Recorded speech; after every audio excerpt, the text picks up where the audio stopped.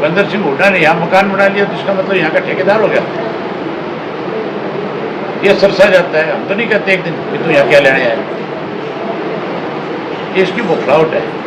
दोनों बाप बेटा लोगों के सामने पहले झूठ बोला, पूरे प्रदेश को सत्ता में रह करके लूट के खा गए, लोगों की जमीन बिकवा दी।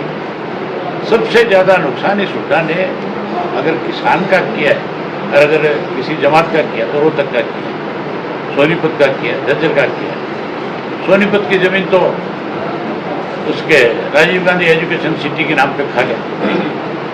झज्जर की ज़मीन जो है किसान की सारी ज़मीन जो है रिलायंस को लुटवा दी। यहाँ रोहतक की सारी ज़मीन जो है इन चंद्रा ग्रुप को खिला गया। फिर क्या रोहतक दे रहा है? इसका किसका रोहतक है? लगातार हो रही है, खासतौर पर पिछले कुछ दिनों से युवा ज्यादा जुड़ रहे हैं आप लोगों से। क्या 25 तारीख को कुछ ज्यादा ही विशेष होने वाला है? प्रदेश में दिशा और दशा अलग से तय होगी। इसी में सवाल है कि युवा इसलिए दुखी हो गया कि युवा को ठगा गया। आप ये देखो, बीजेपी के राज में 13 लाख से ज्यादा युवाओं ने एक एग्जाम दिया सिटी का। 13 लाख तो वो बेरोजगार। उससे पहले जो इनकी 5 साल 10 साल की हुकूमत थी उसमें जो ओवरेज हो गई उनकी संख्या भी लाखों में। जेजेपी वालों ने युवाओं को बहुत विश्वास में लिया और उन्होंने युवाओं के साथ सबसे बड़ी बेईमानी की। अब की बार दीपेंद्र के साथ युवा चेहरा लगा, उन्होंने तो सारी हदें पार कर दी। उन्होंने तो रजिस्टर लगा दिए थे नौकरी लगाने के नाम पर। चलो ये हल्के में जाके पूछो, गांव गांव में रजिस्टर लगा करके लेकर के घूमते थे कि तेरा लड़का नौकरी लगाएंगे, तेरा लगाएंगे। साथ में पैसे खा गए और साथ में उनको बेच गए। दोनों काम कर गए। इसलिए युवा तो युवा की बात आपने कही सर, कोई बड़ा नेता भी आपके संपर्क में आपने कहा कि 25 मेरे से बड़ा कोई नेता नहीं है। किस नेता की बात करते हैं? किसको बड़ा नेता मानते हैं? बता दें। जो पार्टी छोड़ के गए आपको बड़े नहीं, मैं पूछ रहा हूँ आप किसको बड़ा नेता मानते हैं? चौटाला साहब नेता वो होता है जो संघर्ष करता है। हमारी पार्टी का हर कार्यकर्ता बड़ा नेता है। मेरा जो कार्यकर्ता है, चाहे वो युवा है चाहे वो बुजुर्ग है, तो सारे मेरे लिए आदरणीय, सारे मेरे से बड़े हैं।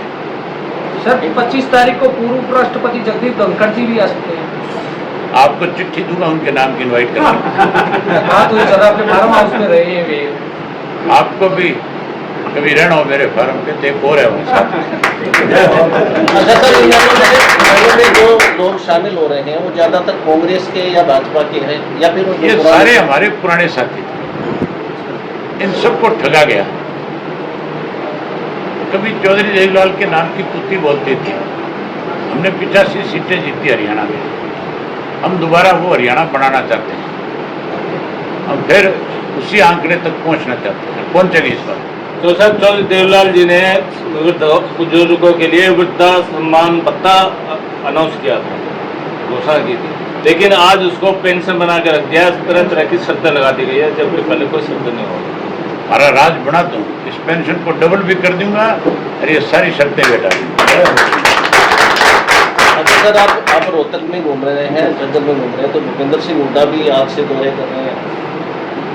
अभी सारे एक्टिव हो जाएंगे, चिंता मत करो। मैं ऐसे हालात पैदा कर दूंगा कि सबको सबकी चौखट पे जाना पड़ेगा।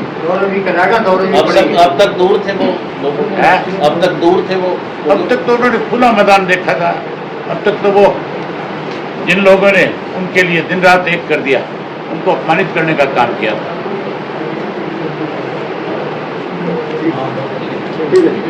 बात बता देता हूँ, और हुड्डा अगर उस बात से मुकरे, जिन साथियों को उसने ये बातें कही है बाप बेटा ने, उनको तुम्हारे रूबरू भी कर देंगे।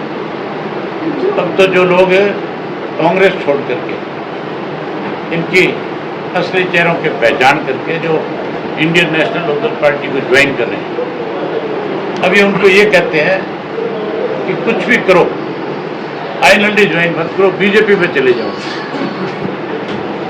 अभी ये बात भी कहते हैं। आप उनसे पूछना कि ये बात आपने कही कि नहीं की। अगर वो मुकरें तो मैं उन शख्स को तुम्हारे सामने पेश करूंगा जिनको बुला बुला के, जिनको फोन कर करके कहा है।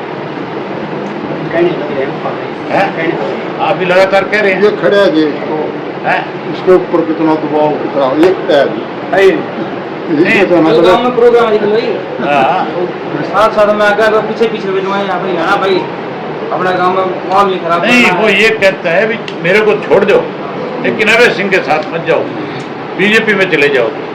तो इससे बड़ा बीजेपी का स्पोक्समैन कौन हो सकता है?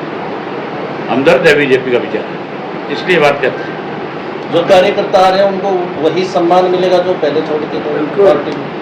लोगों को मान के चलो, इस बात का भरोसा है कि सम्मान की किसी तरह की कोई कमी इंडियन नेशनल लोकदल पार्टी के कार्यकर्ता की नहीं है। आज से किसी भी हालात में हमारी पार्टी रही, लेकिन कार्यकर्ता का मनोबल नहीं टूटा।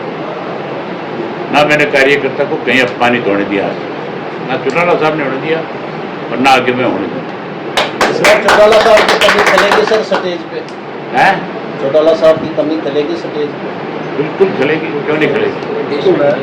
पूरे देश को खलती है। ठीक है, बहुत धन्यवाद। ठीक है, थैंक यू।